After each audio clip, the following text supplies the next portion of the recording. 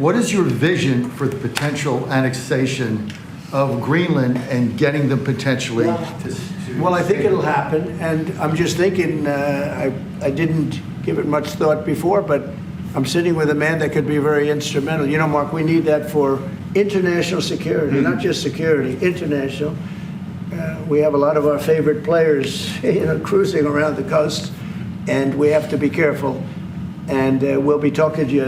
It's a very appropriate, really a very appropriate question. There's an issue in the high much. north, so the Arctic. So what you did, so when it comes to Greenland, yes or not joining the US, I would leave that outside for me, this discussion, because I don't want to drag NATO in that. But when it comes to the high north and the Arctic, you are totally right.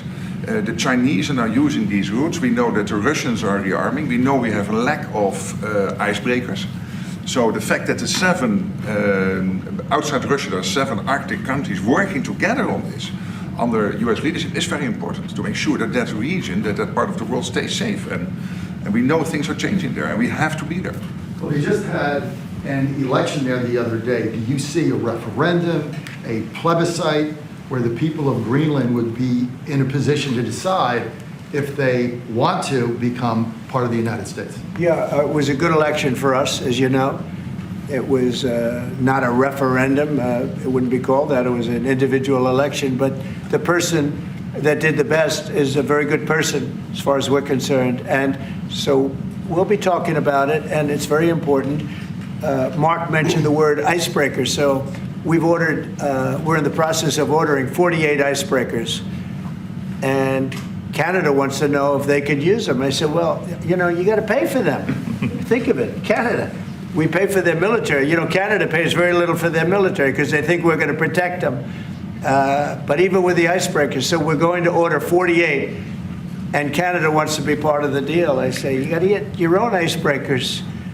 Then if you're a state, you can be part of the deal. But if you're a separate country, you've got to get your own icebreakers. Russia, as you know, has about 40 of them. And we have one big icebreaker, but that whole area is becoming very important. And for a lot of reasons, the routes are, very direct to Asia, to Russia, and you have ships all over the place, and we have to have protection. So we're going to have to make a deal on that.